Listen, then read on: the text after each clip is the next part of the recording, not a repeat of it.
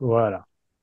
C'est parfait. Donc voilà, donc merci pour cette invitation. C'est avec toujours un grand plaisir que j'interviens pour la communauté REMA, là cette fois-ci dans le cadre des technologies immersives, donc de la réalité virtuelle en santé. Euh, donc ce soir, nous allons passer 1 heure à discuter de ce sujet pour pouvoir justement avoir une première approche, peut-être échanger si vous avez justement déjà testé et ou vécu des expériences dans ces domaines pour des activités justement de santé. Donc, un bref rappel sur ce que je suis. Moi, Gabriel David, donc je suis le fondateur de l'agence Camou Digital Santé. Et cette agence, à la fondation, nous l'avons consacrée pour une mission qui est accompagner en fait la transformation digitale des acteurs de la santé, que ce soit des acteurs de l'industrie ou des professionnels. On a donc 2 grands axes, en fait, un axe qui est autour de l'agence de communication et de marketing, et un axe autour justement de ce qu'on appelle en fait des ESN, donc de santé, donc des entreprises de services numériques. Et dans ce cadre-là, justement, nous avons développé une expertise autour des technologies immersives, où là, on a donc des propositions autour du marketing immersif, comment savoir vendre avec donc les technologies immersives, réalité virtuelle ou augmentée, ou alors comment savoir former avec ces technologies immersives, ou comment accompagner aussi des acteurs qui utilisent les technologies immersives pour faire des actions thérapeutiques. Et donc, bon, on verra tout autour en fait de la présentation ces différents aspects pour que puisse justement qu'on puisse échanger pendant ce webinaire. Donc ici, juste un petit pêle-mêle des sociétés avec qui nous travaillons, qui sont des sociétés donc de l'industrie, des medtech, des startups en fait, des sociétés de e-santé, et des biotech. Voilà, pas mal de sociétés orientées dans l'innovation et avec des acteurs aussi, des professionnels de santé, dans le médico-social ou alors en dermatologie ou en milieu hospitalier. Donc nous avons voilà une petite équipe. Donc moi que vous voyez sur votre gauche, Fadia Karam qui est une experte consultant en médico-marketing, en action médicale, et nous avons une équipe d'une quinzaine de personnes permettant justement de réaliser différentes outils de production.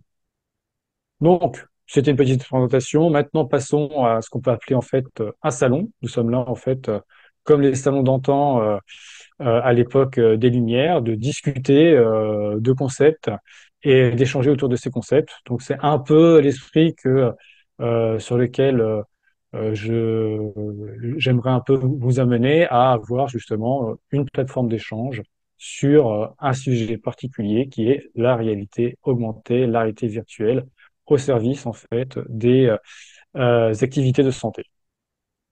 Donc, n'hésitez pas à m'interrompre si besoin, ou on aura de toute façon un temps après pour pouvoir échanger ensemble sur ce sujet.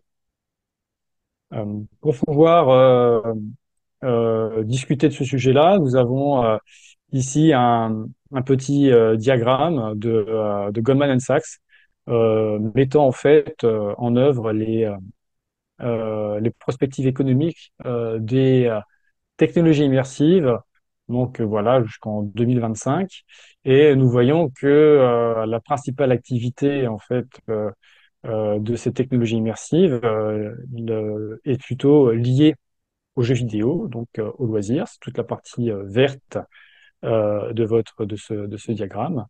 Mais on voit que au niveau B2B, le secteur de la santé est le premier secteur en chiffre d'affaires qui se développe devant l'ingénierie, devant l'éducation, devant le militaire. Donc c'est un secteur qui est vraiment prépondérant en fait pour les technologies immersives où il y a justement pas mal de cas d'usage qui commencent justement à être réel. Et en prospectif, on peut imaginer que ce quasi-nuage puisse largement se développer et atteindre en fait des chiffres d'affaires suffisamment significatifs et en tout cas de premier plan par rapport à d'autres activités économiques. Donc, les technologies immersives, dans notre secteur à nous, qui est le secteur de la santé, est quelque chose de tout à fait intéressant. En tout cas, c'est ce que montre ce diagramme. Donc, voilà les enjeux économiques. Là, je vous propose quelques définitions pour bien mettre en perspective qu'est-ce que c'est en fait les technologies immersives. En fait, nous avons trois grandes définitions pour aborder ces technologies immersives. Ça va être une définition liée aux réalités virtuelles. C'est la définition en fait qu'on va avoir la plus, on va dire, courante dans le sens où c'est la plus démocratisée. La réalité virtuelle, ce sont vraiment les casques de réalité virtuelle que l'on met en fait sur la tête. On est projeté dans un univers onirique ou pas, qui permet en fait d'être totalement coupé de la réalité. Donc ça, c'est la réalité virtuelle. On a besoin d'un casque de réalité virtuelle pour pouvoir justement être transporté dans une autre réalité. De l'autre côté, en fait, de cette définition-là, on a la définition qui se rapproche le plus près, en fait, de la réalité dite augmentée. Et donc, du coup, cette réalité augmentée, en fait, part d'une base qui est la réalité. Du coup, c'est ce que vous voyez de, tout de suite, par exemple. Et cette réalité-là, elle va s'augmenter, en fait, de petits éléments qui sont pas forcément dans un premier temps interactifs. Et ces petits éléments-là, en fait, ont déjà des applications concrètes dans la vie de tous les jours. Notamment, on peut citer des exemples sur les réseaux sociaux où on voit tout ce qui est filtre, en fait, photographie ou vidéo que peuvent proposer des réseaux sociaux comme Instagram, TikTok ou Snapchat, euh, utilise en fait ce principe dit de réalité augmentée. Donc, réalité augmentée, ça augmente notre propre réalité par des éléments justement virtuels. Et plus en fait on va aller vers la complexité de cette augmentation de cette réalité, plus on va virtualiser en fait notre réalité. Donc, on va aller après vers une réalité augmentée de plus en plus complexe et on va tendre vers de la réalité virtuelle. Et c'est en fait la réunion des deux, donc cette réalité augmentée et cette réalité virtuelle, qui va produire en fait une troisième définition, qui est mixte, où les éléments intégrés dans la réalité sont devenus aussi complexes que des éléments qu'on pourrait manier en réalité virtuelle. Donc, c'est une fusion en fait de définition précédente que donne la réalité mixte.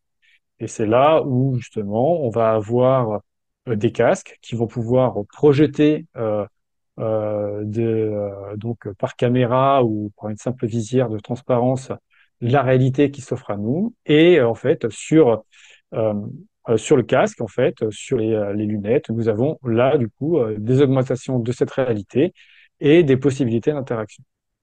Donc voici ces trois définitions principales qui vont en fait d'un principe de réalité qui s'augmente au fur et à mesure avec des interactions de plus en plus complexes, c'est-à-dire intégration d'objets 3D, pouvoir interagir avec cet objet-là, le déplacer ou même se déplacer en fait dans des univers plus ou moins modifiés. Donc on complexifie au maximum en fait notre réalité d'éléments virtuels et à un moment donné, on tombe sur de la réalité virtuelle où on est totalement en fait dans un univers virtuel.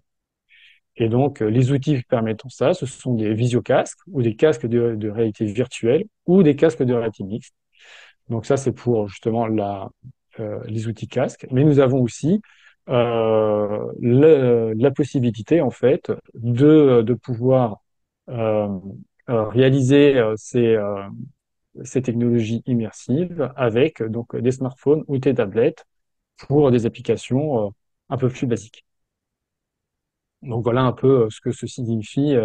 Derrière ce mot technologie immersive, ces trois définitions qui sont la réalité virtuelle, réalité augmentée et réalité mixte. Bon, une fois qu'on a posé ce contexte-là, on peut justement se dire, mais en santé, qu'est-ce que ça apporte? Eh bien, ça apporte quatre grands, quatre grandes applications. Euh, une application liée à la formation, où là, on va permettre en fait de faciliter les processus d'apprentissage. On va avoir des applications au niveau de la clinique, où là, on va pouvoir aider, assister en fait le professionnel de santé dans l'exercice de son métier. On va avoir des applications au niveau de la productivité. Donc là, c'est un peu plus technique, où on va pouvoir améliorer en fait, assister les techniciens euh, pour pouvoir augmenter la productivité en fait des technologies médicales, donc c'est-à-dire par exemple de l'instrumentation médicale, un scanner, un échodoppler, un IRM. Donc ce sont des grosses machines complexes et la réalité virtuelle augmentée permet en fait aux techniciens de pouvoir mieux maîtriser la maintenance curative ou préventive de ces machines complètes, de ces machineries. Et la quatrième application va être en lien avec ben, la thérapie, où finalement de technologies immersives peuvent être également en fait des outils thérapeutiques. Voilà. Donc en fait, on va travailler, on va brosser ces quatre applications avec des cas d'usage pour pouvoir justement bien voir concrètement ce que ça peut apporter dans le monde de la santé. Alors, premier cas d'usage, première application, ça va être au niveau de la formation. Et avant toute chose, on va aller. Je vous présente un livre en fait qui est sorti il y a pas très longtemps, paru en septembre 2023. Un livre qui va faire en fait référence hein, sur les technologies immersives. C'est un bouquin de 250 pages qui est gratuit en fait en téléchargement sur le site donc de l'association France Immersive Learning. Donc si vous êtes intéressé, n'hésitez pas à aller le télécharger. France Immersive Learning est une association en fait qui promeut justement la formation via les technologies immersives et, euh, et par extension en fait toute une filière de production et de savoir basée sur les technologies immersives. Donc en deux trois mots, on a dans ce bouquin des définitions donc largement plus approfondies par rapport à ce que je viens d'évoquer, mais également on a tout ce qui est idées reçues. Donc, on a en fait une perception souvent tronquée en fait de ce que ce que sont les technologies immersives. Et donc, on va pouvoir faire en sorte de débunker, hein, ça s'appelle en langage profane, débunker en fait toutes ces idées reçues pour qu'on puisse justement bien prendre la dimension de ce que c'est les technologies immersives. Ensuite, on a justement tout ce qui est lié au présent et surtout tout ce qui est lié à l'avenir, où les technologies immersives s'inscrivent en fait dans un mouvement technologique un peu plus global. Donc, quelles sont ces interactions avec justement les IA génératives? Quel est l'impact environnemental de ces technologies immersives? Voilà. Donc, on a l'ensemble de ces euh, défis qui sont aussi proposés, étudiés dans ce bouquin. Donc, si vous êtes intéressé pour poursuivre en fait les réflexions, je vous invite à télécharger ce bouquin qui est Tout savoir sur l'immersive learning. Voilà. Ça c'était bon une petite parenthèse qui vous permet en fait d'avoir un peu de bibliographie assez concrète sur les technologies immersives. Maintenant, on peut passer justement à des cas assez concrets. Donc là, ça va être, je vous présente un premier cas qui est de la formation pour les infirmières en réalité virtuelle. Donc ça marche bien. Alors je suis désolé, il y a d'abord voilà, ça, voilà, on est sur la vidéo. Donc là, on est sur une vidéo qui présente en fait l'outil VR Transfus. C'est une réalisation d'une société qui s'appelle Sims for Health, qui est spécialisée justement dans la formation des professionnels de santé. via en fait des processus immersifs, donc des processus en flat screen, donc c'est-à-dire sur ordinateur, mais aussi en réalité virtuelle. Et là, on a la démonstration justement d'un de leurs modules de réalité virtuelle qui permet en fait de d'avoir toutes les procédures en fait nécessaires pour pouvoir vérifier qu'une infirmière puisse bien faire toutes les procédures pour pouvoir travailler notamment autour des transfusions. Donc, il y a plein de tests qui sont faits. On voit que justement après, on peut s'exercer à certains gestes et organiser ces gestes. Donc là, vous voyez comment une infirmière peut justement travailler avec ce casque de réalité virtuelle. Et donc, ça vous permet d'avoir ce type d'éléments. Donc, après, nous avons une autre vidéo qui peut être assez intéressante, où on est sur le même principe, la formation en fait d'équipes de professionnels de santé. Et cette fois-ci, cette formation va se faire en duo ou en fait en groupe. Et c'est aussi un des avantages de la réalité virtuelle, c'est que on peut reproduire justement des salles de formation qu'on peut avoir justement à plusieurs. Notamment, là, on va le voir assez rapidement avec des petites vidéos. Voilà, on voit que c'est deux personnes en fait qui interagissent en même temps dans un même monde pour pouvoir justement discuter autour là d'actes de préparation opératoire. Et donc, toujours pareil, là, on est vraiment sur l'apprentissage de processus et de protocoles pour pouvoir bien réaliser les actes. Donc, c'est assez intéressant. Donc, là, on est, bon, si on pousse un peu le bout, on peut aller se dire qu'on va vers du métaverse, mais c'est tout à fait justement c'est un début en fait de Metaverse, même si le Metaverse est un monde permanent. Ici, on n'est pas sur un monde permanent, donc on est sur voilà une première, on va dire, itération de ce concept-là. Donc, je me remets voilà ici. Donc là, en fait, vous avez deux exemples concrets sur de la formation médicale.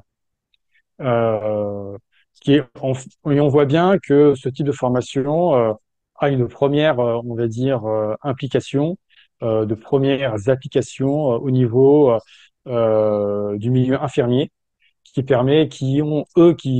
milieu infirmier est vraiment soumis en fait à beaucoup de procédures, et ces procédures peuvent être apprises de façon théorique, mais dans la vie réelle, en fait, peuvent être abordées avant d'être à l'hôpital sur des cas réels, justement, avec de la réalité virtuelle, permettant justement de tester en environnement justement médicalisé, virtualisé, ces procédures-là. Et on a un taux de réussite assez satisfaisant parce que justement, on a les bras, en fait, on a tout le corps qui interagit dans ce processus en fait d'apprentissage, et en fait, la rétention de l'information est vraiment significativement supérieure. Voilà. Donc, l'immersive learning, donc la formation via ces technologies-là, est vraiment quelque chose de très performant. On le voit ici, là, au niveau médical, mais après, par extension, hein, sur d'autres activités, on voit aussi que c'est des choses qui sont très performantes. Donc voilà pour le premier cas d'usage, un cas d'usage assez concret et qui se développe très très bien. Alors, je vous ai montré là par le prisme d'une seule société, mais vous avez d'autres sociétés hein, qui font ça. Là, c'était la société Sim4Health, mais vous avez la société, par exemple, Simanco, qui propose aussi des formations pour des procédures infirmières. Donc, le deuxième type de cas d'usage est plutôt un type de cas d'usage lié à la clinique, c'est-à-dire à l'assistance ou l'augmentation en fait du médecin, du professionnel de santé dans sa pratique médicale. Et donc là, on va avoir deux courtes vidéos. Une première vidéo liée en fait à l'aide au diagnostic via, là, c'est une société qui s'appelle Avatar Médical, donc leur promesse, c'est justement de concentrer sur un modèle virtuel l'ensemble des données d'un patient pour préparer une opération. Là, donc c'est un outil, un excellent outil de dialogue entre le radiologue et le chirurgien. Ça permet vraiment de préparer l'opération parce qu'on est vraiment sur les données réelles du patient. Et donc, quand on traite des tumeurs ou quand doit intervenir sur des endroits très précis, eh ben, on peut justement déjà préparer l'opération avec des trajectoires bien précises. Euh, on a justement là différentes couches hein, qu'on peut avoir. On peut aller, on peut avoir justement au niveau des os, mais aussi au niveau des organes, au niveau des vaisseaux, au niveau musculaire. Hein. On a vraiment toutes les couches anatomiques qu'on peut voir. C'est un outil assez intéressant qui permet justement alors du coup de préparer les opérations. Donc une fois qu'on a préparé les opérations avec ces outils-là, donc on a un casque de réalité virtuelle et on rentre en fait dans le corps de son patient pour préparer l'opération. On a un autre aspect, c'est on peut avoir donc cette fois-ci un casque de réalité mixte. Donc ce casque-là, donc c'est un casque dit HoloLens, un casque développé par Microsoft. Et donc là, c'est une expérimentation dans l'hôpital Avicenne où un chirurgien a pu justement faire un acte de chirurgie et grâce à, enfin, il a fait assister en fait par réalité mixte pour aider en fait à faire cette chirurgie-là. Voilà, comme je disais, c'est de la réalité mixte et donc c'est dans l'hôpital Avicenne que ça a été fait. Donc c'est le professeur Thomas Grégory qui a été l'instigateur de de cette première de cette première en France qui a été fait donc là en 2021. Et on voit en fait que concrètement un casque dans un champ opératoire bah, ça peut être plausible et on peut voir un peu ce que ça peut donner dans un acte chirurgical. En fait, on a en surimpression pendant l'acte chirurgical bah, des données patients qui nous permettent en fait d'éviter d'aller sortir de la salle pour pouvoir les consulter, donc d'avoir tout à portée, pas demain, si on peut dire demain, mais surtout à portée d'yeux pour pouvoir justement être le plus efficace, le plus rapide et pour éviter justement que le patient passe trop de temps en salle d'opération. Donc ces éléments-là ont été donc expérimentés dans plusieurs pays et là donc on est sur le docteur je ne sais plus comment il s'appelle mais en tout cas dans l'hôpital Avicenne c'est une très belle opération qui est en train de se développer dans d'autres hôpitaux bien évidemment. Donc, on a voilà, c'est ce que je voulais vous montrer au niveau de la clinique. Euh, Deux cas d'usage assez distincts qui permettent d'assister en fait le médecin dans dans son exercice médical. On a donc là une technologie que vous avez vue, elle est un peu ancienne. Maintenant, il y a d'autres casques qui arrivent sur le marché qui sont encore plus performants et qui permettront encore plus facilement de réaliser des actes de chirurgie, notamment en réalité mixte. Pour le cas du diagnostic, hein, de l'avatar médical, là aussi, bon, les technologies donc là ne sont pas anciennes, elles sont en train sans cesse d'évoluer. Hein, cette capacité de remodeler en fait un corps humain pour préparer en fait un acte chirurgical, pour aider en fait un diagnostic en imagerie. Donc, c'est vraiment la capacité de traduire toutes les images qui sont produites via scanner, IRM, Doppler euh, et bien d'autres, scintigraphie, je ne sais quoi ou qu'est-ce. Tout ça concentré dans un seul et même corps, remodelé en trois dimensions pour pouvoir justement avoir la vision la plus précise en fait de l'acte, notamment chirurgical, si on par exemple on doit faire une ablation ou une biopsie d'une tumeur. Donc c'est aussi quelque chose voilà qui est assez prometteur. Troisième cas d'usage est un cas d'usage orienté sur de la productivité, comme je vous l'ai énoncé tout à l'heure. Cette fois-ci, ça s'adresse en fait à la machinerie médicale. Donc, ça fait un peu le lien avec ce qu'on disait tout à l'heure. Donc, machinerie médicale qui permet de produire justement tous les diagnostics d'imagerie que nous avons. Et les maintenances, en fait, sont assez primordiales, dans le sens où si l'appareil est immobilisé pendant X temps, X jours, pour cause de panne ou cause de maintenance, c'est pénalisant, en fait, pour la clinique, pour l'hôpital. Et il faut trouver des moyens, justement, pour pouvoir réduire au maximum ce temps-là. Et la réalité, cette fois-ci augmentée, permet justement d'avoir des assistants dits de premier niveau ou alors d'augmenter en fait la mobilité des techniciens expérimentés pour pouvoir justement faire en sorte de réparer rapidement ces outils. Donc là, une nouvelle fois, je vous présente deux courtes vidéos pour illustrer ce propos-là. Donc cette vidéo-là est une vidéo liée à de la maintenance, hein. Donc, on est à la frontière entre justement le monde industriel et le monde médical, avec ces appareils de haute technologie que sont en fait l'instrumentation médicale. Et là, on voit un technicien justement pouvant mettre donc des lunettes de réalité augmentée. Comme ça, l'opératrice peut le guider dans ses actes de maintenance. Donc, il peut justement ne pas connaître l'appareil euh, et donc se faire guider notamment sur voilà, les pièces à changer, les pièces à faire. Alors là, ce sont des actes assez simples pour les cas de démonstration, mais pour l'avoir vu et mis en place dans des structures, on a justement la possibilité vraiment de rentrer très en profondeur en fait dans la machinerie et du coup vraiment assister le technicien. Donc là, une première vidéo qui montre cela. Et après, une autre vidéo qui permet de voir justement comment une assistance de premier niveau peut se produire. Donc notamment,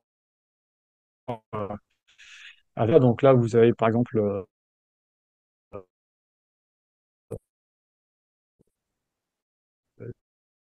la personne de droite, c'est la personne qui va justement être en premier niveau d'apprentissage.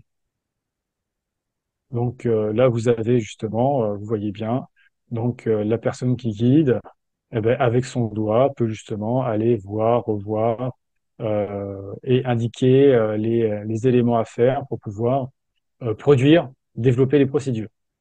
Et donc là, euh, la vidéo nous montre justement que les éléments qui sont sur euh, l'écran de droite restent fixes. Donc, on est vraiment sur des processus de réalité augmentée pour que justement on ait toujours cette permanence de l'augmentation de réalité au même endroit, au même moment, au même lieu, pouvant justement faire en sorte de développer des procédés de maintenance. Donc là, on a vu un exemple. Là, c'est un deuxième exemple avec donc du coup un, un élément sur cette fois-ci un tableau électrique où on va justement alors tableau électrique ou connexion fibre. Donc on est sur une baie de brassage informatique. Donc on va pouvoir justement aller sélectionner un fil et lui dire d'aller du coup, de débrancher ce fil-là pour le mettre sur une autre borne. Enfin bon, vous voyez un peu le principe, ce qui permet en fait voilà, de guider.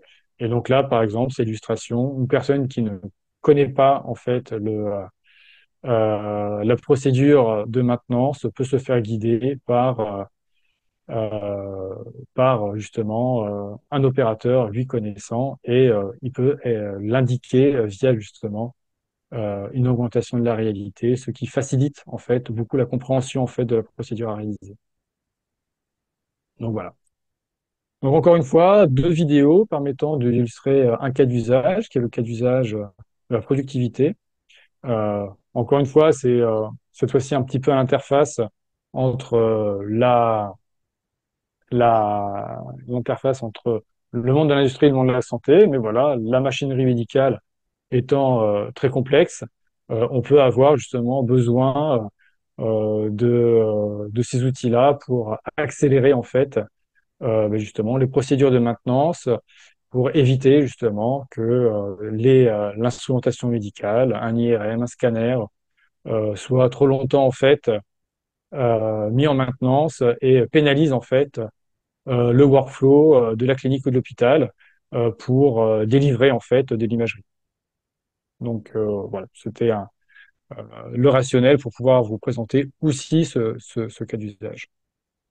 Donc là, du coup, on a un autre cas d'usage, le quatrième, qui va être assez intéressant et qui est assez spécifique en fait au secteur de la santé, c'est que la réalité virtuelle et augmentée peut devenir un outil thérapeutique. Et là, c'est assez, voilà, je trouve ça assez extraordinaire d'imaginer que un casque ce type de casque qui était à la base dédié à toute autre chose, soit devenu au fil du temps, en fait, un outil de thérapie. Alors pourquoi? Parce qu'en fait, la réalité virtuelle permet en fait d'avoir un impact significatif sur le cerveau et permet de le leurrer. Donc de le leurrer de façon significative et donc on embarque en fait des procédures, des process pour pouvoir justement, avec ce leurre, ce système de leurre, permettre de rééduquer le cerveau sur différents aspects. Alors le premier aspect que je vous propose de regarder, en fait, on va en voir trois. Cet aspect lié en fait à la kiné, au monde de la kiné, au monde de la rééducation fonctionnelle, où justement on peut grâce à la réalité virtuelle, permettre d'avoir des schémas de rééducation du corps facilités. Donc, quand on est un kiné en ville et qu'on a des problématiques notamment de place, l'utilisation de ces outils peuvent justement être assez efficaces et aussi peuvent aussi dépasser le cadre de d'autres outils qu'on ne pourrait potentiellement pas avoir dans son cabinet. Donc, ce sont vraiment des éléments très intéressants. Là, par exemple, on a une étude sur l'amplitude du rachis cervical. On a là le spin de rotation pour faire de la rééducation assez ludique, en fait. Et des personnes, justement, euh, prises avec des outils réels, avec des outils mécaniques réels, en fait, euh, ont des capacités qui vont être dans le cadre de ces perceptions. Et là, comme ces perceptions, comme la perception du patient est différente parce qu'elle est dans un monde virtuel, en fait, son effort va être totalement différent et va permettre en fait de développer beaucoup plus d'éléments. C'est assez rigolo de voir ça. C'est qu'une personne ne pouvant pas se baisser dans des exercices de rééducation fonctionnelle, avec un casque de réalité virtuelle, pourra se baisser beaucoup plus facilement parce que du coup, il n'a pas cette impression de se baisser. Donc le cerveau se leurre et donc le fait d'attraper quelque chose sur le sol va être beaucoup plus facile. Donc premier cas justement de thérapie virtuelle, donc la rééducation fonctionnelle. Nous avons un deuxième cas qui se présente à nous, qui est tout à fait dans le leurre du cerveau, qui va être euh, les cas autour de l'analgésie, donc réduction de l'analgésie. C'est quelque chose qui va être assez important justement pour préparer en fait notamment les patients pour des actes opératoires. pour des actes opératoires en tant que tels, avec une sédation beaucoup plus faible que, qu'à la normale. Ou alors aussi, en post-opératoire, ça peut être intéressant pour pouvoir justement aider à la récupération. Donc, il y a beaucoup d'éléments qui permettent, en fait, via des procédures, des procédés d'hypnose thérapeutique associés à la réalité virtuelle, permet justement donc de leurrer le cerveau pour descendre en fait le seuil de la douleur et donc avoir un effet analgésique. Donc, du coup, je vous ai pas lancé la vidéo. Euh, alors, veuillez m'excuser des pubs Facebook. Voilà. Donc, Hypnover est un de ces acteurs-là qui permet en fait d'aller sur ces actes justement de chirurgie. Donc, on voit ici une patiente plongée dans un univers onirique qui permet vraiment de la déconnecter de la réalité de la salle opératoire. Et donc, cette déconnexion permet vraiment de baisser de façon significative la douleur, parce qu'on est en fait dans un état de conscience modifié. Et ça permet après, donc du coup, d'avoir un impact sur le corps de la sédation beaucoup moins prégnant et d'avoir des taux de récupération meilleurs, en tout cas en post-op. Donc, deuxième cas sur ce cas d'usage en thérapie, l'analgésie. C'est quelque chose qui est voilà, très bien développé. En tout cas, en France, on a quelques acteurs assez intéressants. Donc là, je vous présente Hypnover, qui est l'acteur le leader du secteur, mais nous en avons plusieurs autres qui sont voilà, qui proposent aussi des univers et des procédures d'aussi bonne qualité. Alors, maintenant, on va passer au dernier cas d'usage au niveau de la thérapie, le troisième, où du coup, on va aller sur le monde de la santé mentale.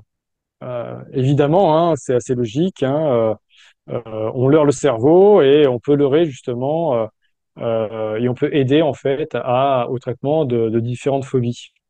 Et donc, c'est ce que propose la société C2Care avec ces casques de réalité virtuelle et ces programmes en fait de réalité virtuelle. Donc là, on n'est plus transporté dans un monde onirique, mais justement, on est transporté dans un monde réel, et notamment là, la peur du vide ou l'agoraphobie, et on essaye d'appréhender de façon virtuelle ces différentes phobies et permettant d'aller progressivement vers la résolution de ces phobies-là. Donc voilà, il y a différents scénarios. On peut vraiment aller explorer euh, tous les scénarios de phobie possibles qui existent. Et voilà, toujours pareil, par une méthodologie progressive, on peut justement désamorcer certaines phobies et travailler là-dessus. Les résultats sont assez intéressants. Tout ce qui est raconté en termes de thérapie, il y a une littérature scientifique hein, qui est en train de se produire. Hein. Euh, elles ne sont pas, elles commencent à être, alors du coup, elles commencent à être assez intéressantes en termes de quantité. Donc, n'hésitez pas à les voir hein, dans les littératures scientifiques, un peu justement tous les différentes études qui ont abouti en fait à la création notamment de ces sociétés. Donc voilà pour le dernier cas d'usage, le dernier exemple du traitement euh, de, donc, de la réalité virtuelle comme outil thérapeutique. Donc là, on a vu un cas d'usage lié au traitement des phobies. Donc voilà, donc on a fait le tour de l'ensemble des cas d'usage, ce qui est assez intéressant. On a comme ça beaucoup d'ouverture. Hein. On voit que la formation, il y a quelque chose de très fort qu'on peut imaginer avec de la formation assistée par réalité virtuelle, hein. Les schémas d'apprentissage sont vraiment très performants. On a la clinique, donc du coup, le médecin peut vraiment se faire assister et gagner en temps et gagner en performance avec des casques de réalité mixte ou de réalité virtuelle. On a après donc la productivité qui garantit en fait à l'instrumentation médicale une meilleure accessibilité pour toujours plus pouvoir produire des examens pour les patients. Et on a vu en dernier cas, justement, tout ce qui est thérapeutique, où on a trois grands cas. Donc, on a vu le dernier qui est sur la santé mentale, le deuxième qui est sur l'analgésie, et le premier qui était sur la rééducation fonctionnelle, donc tout ce qui était en kinésithérapie. Donc voilà un peu, on va dire, le paysage actuel en fait des applications en réalité virtuelle dans le secteur de la santé. Alors, maintenant qu'on a vu ça, on peut après se poser la question, mais en termes euh, d'acceptation des usages, d'augmentation des usages, euh, qu'en est-il? Alors, il y en est que maintenant, il y a des facteurs d'accélération qui sont indéniables. Notamment, on a un point qui est sur l'accessibilité technique.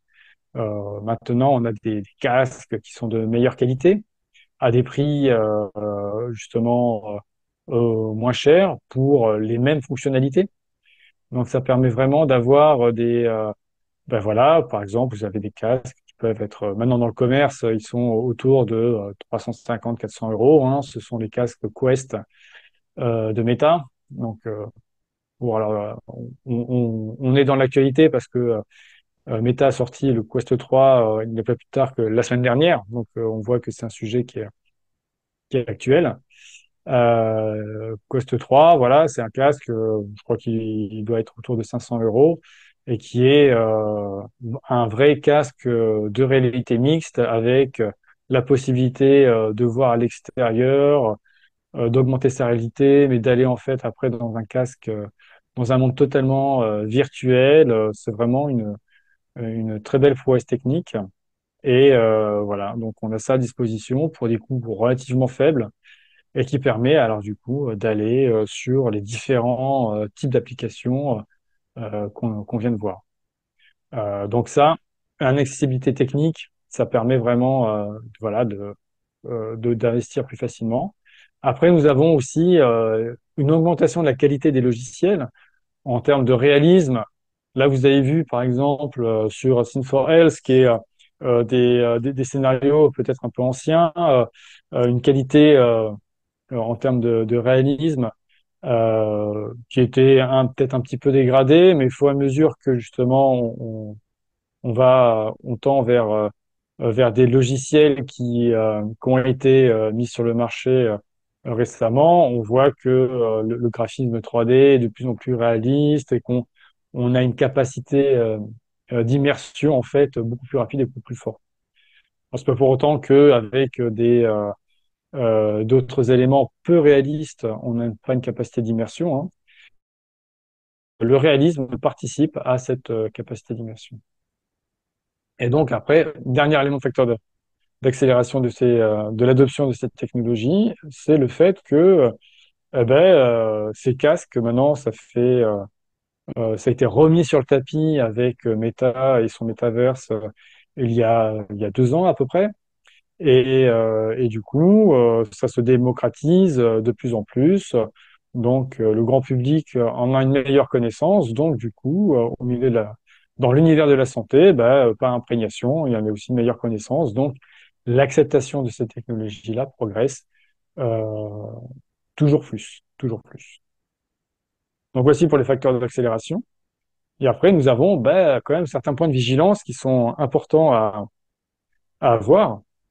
Ces points de vigilance parce que voilà, c'est des nouvelles technologies. On a relativement quand même peu de recul par rapport à leur utilisation. Donc, notamment les temps d'usage, hein, on a Alors ça tend à se résorber, mais les recommandations, c'est quand même des temps d'usage qu'il ne faut pas excéder 35 à 40 minutes adultes, parce que on a en fait on a un écran qui est quand même très près de l'œil et on a une profondeur qui est infinie en fait. Et donc le cerveau, il a parfois du mal à comprendre cela. Et ça peut perturber justement l'oreille interne. Fait donc, on peut avoir des vertiges à cause de ça. On peut avoir ce mal des transports, ce mal de mer par ce dysynchronisme.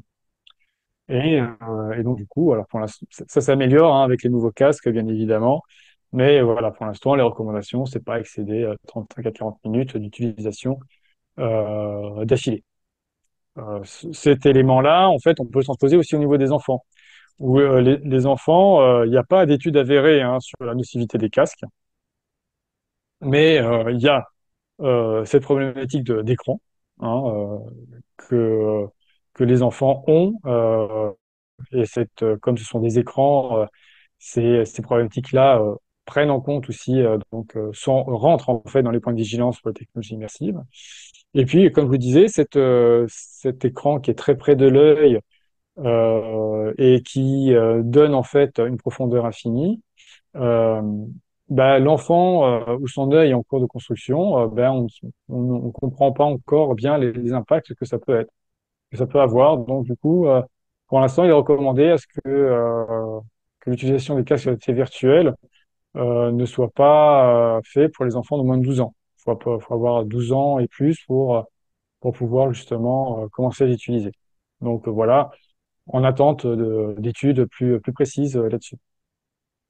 Donc, ce sont voilà, deux points de vigilance hein, qui sont à prendre en compte. Après, ben voilà, on est sur d'autres points de vigilance qui peuvent être l'appréhension en fait d'être dans un monde totalement virtualisé. C'est quelque chose qui peut aussi être ne pas savoir ce qui se passe autour de nous parce qu'on est projeté dans un univers virtuel. Ça peut ça peut déranger. Donc voilà, par exemple, le Quest 3, qui est totalement en fait en réalité mixte, permet d'éliminer ce point de vigilance-là. Euh, Au niveau professionnel, on peut avoir des problématiques d'adoption en fait du changement. On est sur nous professionnels de santé avec des habitudes, des processus. L'arrivée de nouvelles technologies, en fait, remet à plat ces processus-là. Certes, ce sera pour améliorer, mais dans le workflow continu des professionnels de santé, c'est de changer ce workflow-là, d'un workflow optimisé par l'expérience. C'est compliqué. Ça se fait pas en un clin d'œil, donc voilà, il faut prendre le temps et désamorcer en fait les résistances à ce changement-là pour pouvoir justement avoir un déploiement le plus optimal et un taux d'adoption en fait le plus optimal. C'est surtout ça le plus important, que ce soit qu'il y ait un taux d'adoption et d'utilisation le plus optimal. Voilà, donc voilà, on touche hein, l'adoption en fait des nouvelles technologies dans son ensemble, pas que les technologies immersives, mais voilà, la résistance au changement est quelque chose qui est assez présente et il faut justement bien accompagner de façon régulière pour pouvoir faire en sorte que ce changement se fasse dans la douceur et que les gains, en fait, hein, le retour sur investissement, notamment de temps pour le professionnel de santé, s'en fasse ressentir de suite. Et tout ça au final pour améliorer, hein, toujours pareil, hein, le soin aux patients. Et puis après, alors du coup, on a des problématiques de déploiement où il faut avoir de la disponibilité en termes des casques et avoir peut-être une disponibilité à grande échelle de ces casques-là. Donc c'est une question aussi qui se pose. Elle tend à disparaître aussi parce que notamment je connais d'excellents distributeurs qui permettent de mettre des casques à disposition avec de la maintenance pour des professionnels. Et donc, le professionnel n'a pas à gérer, en fait, toutes ces problématiques matérielles. Donc, on peut avoir des solutions. Mais voilà, c'est un point de vigilance qui peut justement freiner l'utilisation en fait de ces technologies-là dans le cadre de l'exercice de, de la médecine. Donc ben, voilà ce que je voulais vous dire sur cet atelier organisé donc par REMA. J'en remercie une nouvelle fois euh, Pascaline et Cédric de cette invitation. Ben, je vous remercie vous de votre attention. Vous pouvez me contacter aux références qui sont affichées si vous voulez poursuivre de façon plus profonde les discussions. Mais si vous avez déjà, d'ores et déjà des questions, n'hésitez pas à prendre la parole. Je suis là pour y répondre. Merci beaucoup, Monsieur Gabriel David. Et c'est toujours pour nous un plaisir de vous recevoir au sein de la communauté REMA. Comme vous l'avez si bien dit, nous allons passer à la phase des questions-réponses.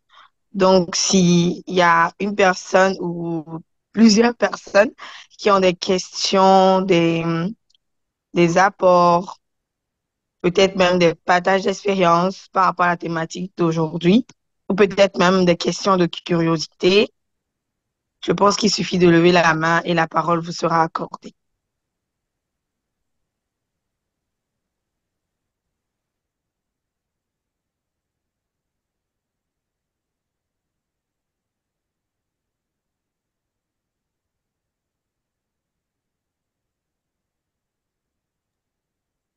Monsieur Edgar Noundéji, vous avez la parole. Merci de vous présenter et de poser votre question. Bonsoir à tous, bonsoir Monsieur David. Merci pour la brillante présentation. C'était vraiment explicite avec les vidéos. Ça a permis de mieux appréhender la question. Je salue également Rima pour ce webinaire qui nous donne la possibilité de découvrir ces technologies immersives-là.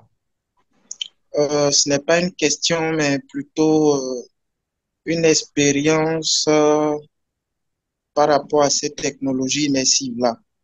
Maintenant, je voudrais peut-être savoir si ça ne relève pas de la réalité mixte. En fait, c'est les simulateurs dans les centres de formation d'auto-école. Il y a une école que j'ai eu à faire où ils ont un simulateur, c'est-à-dire il y a un dispositif là, comme la cabine ou le siège du conducteur avec tout ce qui a le volant, tout.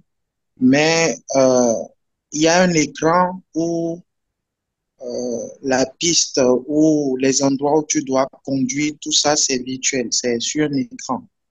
Est-ce que ce n'est pas l'association de l'environnement réel et de l'environnement virtuel? Oui, Merci. vous avez raison. Vous avez raison. Ce sont en fait euh, des cas de réalité mixte, hein. Je me suis occupé, vous parlez d'auto-école, j'ai étudié des cas de simulation en fait de vol où on est totalement quand on va dans un simulateur, on a beaucoup d'écrans justement qui augmentent notre réalité pour pouvoir faire en sorte de se projeter dans des plans de voiture pour apprendre à conduire ou apprendre à conduire une voiture ou un avion. C'est, Ce sont les premiers cas de réalité mixte, tout à fait, oui. Alors qu'ils n'utilisent pas les technologies immersives telles qu'on l'a décrite là, mais exactement, ce sont les premiers cas. D'accord. Merci bien. Merci beaucoup à vous, Monsieur Edgar. Je ne sais pas s'il y a d'autres préoccupations ou d'autres Euh, partages d'expérience. non, c'est bon. D'accord. Merci beaucoup, Monsieur Edgar. Y a-t-il autre personne qui aimerait dire quelque chose? Oui. Monsieur ou Madame Ango? Bonsoir. Oui, monsieur ou Madame Ango. Oui. Bonsoir, monsieur. Bonsoir. Vous m'entendez? Oui, on vous entend. Merci de vous présenter et de poser votre préoccupation. D'accord. Bonsoir à tous. Merci, Monsieur David, pour cette belle présentation. On a vraiment pu apprendre sur la réalité virtuelle et autres. Et merci également à la plateforme REMA qui nous permet de nous documenter davantage. Donc, je suis le docteur Pascal Engo, pharmacien biologiste, et je suis depuis le Sénégal. Donc, en fait, j'avais une question par rapport au thème d'aujourd'hui. C'était de savoir, est-ce qu'on peut coupler la réalité virtuelle à la microscopie? Allô? Oui, oui, tout à fait. Je vous remercie de cette question. Est-ce que vous pouvez alors du coup préciser un petit peu votre pensée? Voilà, en fait, je voudrais prendre le cas particulier de la formation, de son application au sein de la formation. C'est-à-dire que lorsqu'on prend le cas particulier des travaux pratiques de parasitologie, on utilise pour pouvoir visualiser les parasites intestinaux, on utilise des cocktails de sel qui sont conservés au formol ou tout autre conservateur. Donc, à l'intérieur de ces cocktails, on peut voir tout type de parasites intestinaux à l'échelle microscopique. Mais il se trouve que on va dire certains parasites sont un peu plus compliqués à dénicher parce que il y a des campagnes de prévention un peu partout au niveau de la région tropicale avec des traitements à la prophylaxie aux antiparasitaires intestinaux. Donc, il se trouve que pour la formation, d'ici quelques années, on ne pourra plus disposer de parasites pour le cas d'avion. Donc, après ça, si on pouvait créer une sorte de champ euh, microscopique avec des parasites à l'intérieur, mais que ce soit de la réalité virtuelle pour les étudiants. Oui, oui. On peut. C'est le gros avantage hein, de ces technologies-là, c'est que on peut aller dans l'extrêmement grand, mais également dans l'extrêmement petit. Donc, D'accord, on peut. Alors, du coup, il faudra virtualiser, donc modéliser cet univers-là, donc cet univers de parasitologie, mais c'est totalement envisageable. Et après, on pourra justement, avec des processus, mieux apprendre ce que c'est les différents parasites et après appliquer peut-être des différents protocoles pour pouvoir travailler en parasitologie. d'accord, merci beaucoup. Mais en fait, ce que je voudrais savoir, c'est est-ce qu'on peut prendre un microscope et coupler à ce microscope une sorte de réalité virtuelle de telle sorte que lorsque l'étudiant vient regarder au niveau des oculaires, qu'il se plonge dans un champ virtuel au lieu d'un champ physique avec des selles et autres. Alors,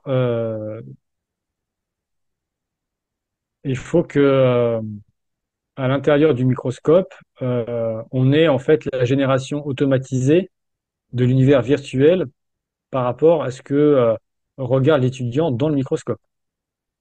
Donc, on a une espèce euh, de génération en live de l'univers. C'est Oui, ça que vous. oui, effectivement. Alors, pour l'instant, les technologies ne sont pas, ne sont pas en fait à ce niveau-là. On est sur des technologies qui vont être organisées en fait. On va d'abord modéliser les choses et préparer les choses.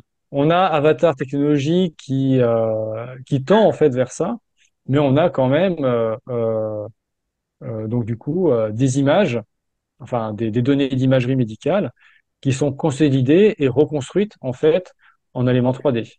Et ce n'est pas en fait D'accord, on ne voit pas ça en temps réel.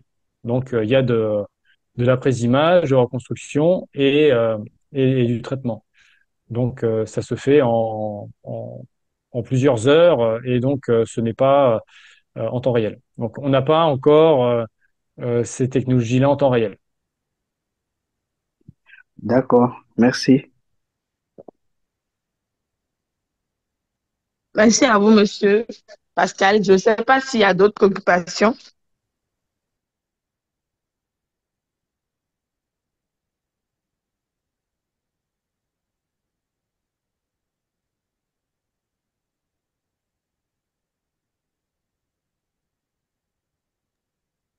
Je ne vois pas d'autres mains levées. Avant de laisser la parole à Monsieur Gabriel afin de conclure et de donner son mot de fin, j'aimerais vous rappeler que le samedi prochain, samedi 21 octobre, nous aurons à parler de l'hypertension artérielle.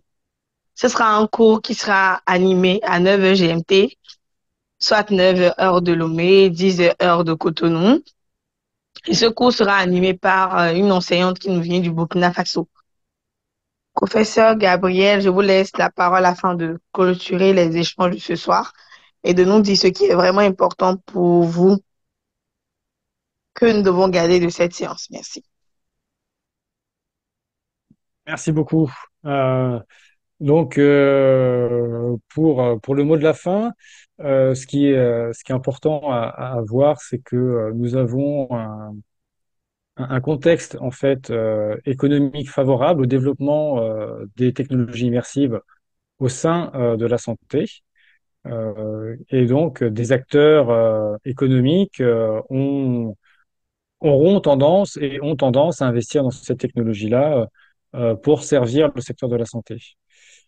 Tout ça pour quatre grandes applications que nous venons de voir, hein, dans le cadre de la formation, dans le cadre de la clinique, où là, on augmente, on assiste en fait le professionnel de santé dans son exercice. Et la réalité virtuelle peut être justement aussi intéressante pour des actions de maintenance industrielle pour les appareils d'imagerie médicale ou de biologie médicale, hein, qui sont aussi des appareils assez complexes. Et en dernier lieu, ce qui est vraiment spécifique à la santé, c'est que on peut avoir des applications avec un, un outil, donc un casque de réalité virtuelle, qui est un véritable outil thérapeutique et qui permet en fait de guérir des symptômes euh, via en fait un principe. Le principe qu'il apporte, c'est quoi? C'est la capacité à leurrer le cerveau avec l'immersivité, l'interactivité, euh, et ce sentiment, comment on appelle ça, ce sentiment, cette incarnation. Donc on est vraiment, quand on est projeté en fait dans un monde virtuel, notre avatar qui est dans ce monde-là, en fait, on a notre capacité de vraiment de l'incarner, et ce qui fait que ça permet donc tous ces éléments-là de leurrer le cerveau et donc avec des processus de réapprendre en fait à, à marcher, par exemple, à diminuer ses phobies, à faire en sorte de prendre moins de médicaments et donc du coup avoir moins d'effets secondaires. C'est quand même assez intéressant. Du coup, on a ce champ d'application qui est assez particulier et qui est vraiment propre en fait au secteur de la santé. Et c'est quelque chose voilà, qui est vraiment remarquable, un point à relever. Donc voilà. Alors après, il y a justement des facteurs, on va dire, d'accélération. On est à un point d'étape sur l'adoption d'une technologie qui est en cours de maturation. Euh, Ça va de plus en plus vite parce que le grand public commence à connaître de mieux en mieux ces technologies-là et de grands acteurs. Alors, on a Facebook qui a même changé son nom en Meta pour dire que le futur d'Internet va être en fait ces technologies immersives.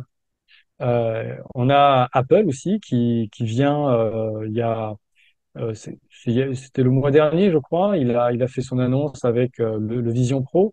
Donc, il rentre dans la danse, en fait. On a vraiment ces acteurs colossaux du monde de la tech qui investissent énormément pour pouvoir justement améliorer les technologies pour toujours mieux démocratiser, en fait, ces outils-là.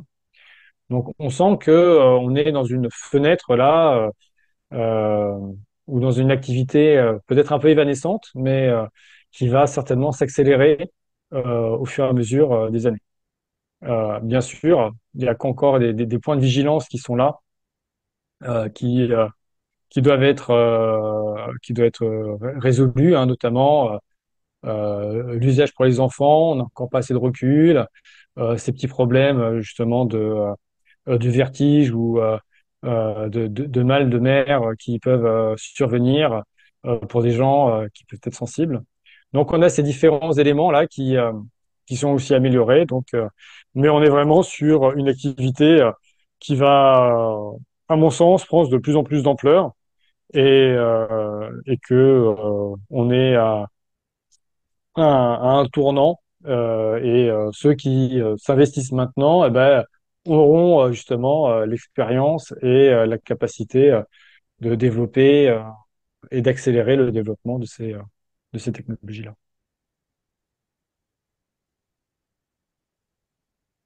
Voilà ce que je voulais vous dire en ces quelques mots pour clôturer cette session. Encore une fois, merci à tous hein, de m'avoir écouté. Merci encore une fois à Réma de m'avoir invité. Et du coup, je vous souhaite une excellente fin de journée. Merci beaucoup à vous, Monsieur Gabriel, pour la disponibilité et également pour la qualité de ce que vous avez partagé avec nous en ce laps de temps. Je vais dire également merci à tous ceux qui se sont rendus disponibles pour suivre la communication de cette soirée. J'espère vous retrouver très nombreux le samedi prochain, samedi 21 octobre à 9h GMT pour notre formation sur l'hypertension artérielle.